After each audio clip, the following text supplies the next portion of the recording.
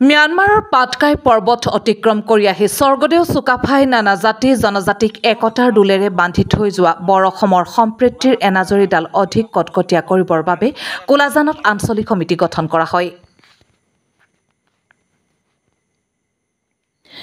চিলাপথাৰত গঠন হল কোলাজান আঞ্চলিক টাই আহোম ছাত্ৰ সন্থা। টাই আহোম ছাত্ৰ সন্থাৰ কেন্দ্ৰীয় মুখ্য উপদেষ্টা দুলাল বৰুৱাৰ উপস্থিতিত গঠন হল ৩১ জনীয়া নতুন কমিটি।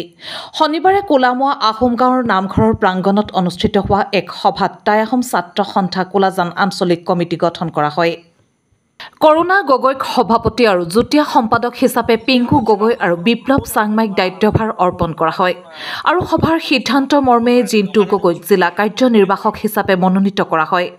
সভাত মুখ্য উপদেষ্টা দুলাল বৰুৱাৰ লগতে ধেমাজি জিলাৰ সাধাৰণ সম্পাদক পংকজ বৰগোহাঁই, কাৰ্যনিৰ্বাহক সদস্য মৃদুল গগৈ, চিলাপথাৰ আঞ্চলিক আটাচুৰ সভাপতি ৰাকেশ গগৈ আদি উপস্থিত থাকে। আজি কোলামোৱাৰ আহোম গাঁৱৰ বৰ নামঘৰৰ প্ৰাংগণত সৰু টাই আহোম ছাত্ৰ সন্থাৰ কোলাজান আঞ্চলিক সমিতি এখন গঠন কৰা হ'ল। আজি শপত গ্ৰহণ কাৰ্যসূচী আছিলে। শপত গ্ৰহণ কাৰ্যসূচীত আমাৰ উপস্থিত আছিলে আমাৰ চাও দুলাল বৰুৱা কেন্দ্ৰীয় সমিতিৰ মুখ্য উপদেষ্টা আৰু লগতে আছিলে পংকজ বৰগোহাঁই, সাধাৰণ সম্পাদক ধেমাজি জিলাৰ আটাচু, মৃদুল কুমাৰ গগৈ কাৰ্যনিৰ্বাহক ধেমাজি জিলাৰ আটাচু, ৰাকেশ গগৈ সভাপতি চিলাপথাৰ আটাচু, সকলো আমাৰ আজি এই শপত গ্ৰহণত উপস্থিত আছিল। আমাৰ কমিটিখনৰ কোলাজান আঞ্চলিক কমিটিখনৰ কমিটিকেইজনৰ নাম ক'বলৈ ওলাইছোঁ। ইয়াতে সভাপতি আছিলে আমাৰ শ্ৰী চাও কৰুণা গগৈ আৰু সম্পাদক যুটীয়া সম্পাদক আছিলে আমাৰ বিপ্লৱ চাংমাই আৰু টিংকু গগৈ আৰু আমাৰ উপসভাপতিত আছিলে ঘন দিহিঙীয়া আৰু কাৰ্যকাৰী সভাপতি আছিলে আমাৰ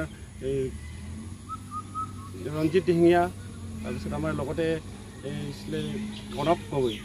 আজি আমি এটাই সুখী হৈছোঁ যে আমাৰ কমিটিখন আমি বহুত দিনৰ পৰা ভাবি আছিলোঁ গঠন হ'ব বুলি। আজি গঠন হৈ যে আজি আমি শপত গ্ৰহণ লৈ আমি আটাচুত যোগদান দি আমাৰ জয় অসম আটাচু জিন্দাবাদ। সেই সময়ত চিলাপথাৰখনক আকৌ তেওঁলোকে কোলাজান আঞ্চলিকত কোলাজান সমষ্টিত অন্তৰ্ভুক্ত কৰাই লৈছিলে, অকাজান সমষ্টিত। সেইটো আমি হাইকোৰ্ট কৰিছোঁ, 2004 চনৰ পৰা হাইকোৰ্ট কৰিছোঁ, প্ৰতিবাদ কৰিছোঁ, সংঘৰ্ষ কৰিছোঁ। আমাৰ বহু ল'ৰা সতীৰ্থই এজনটো হাতী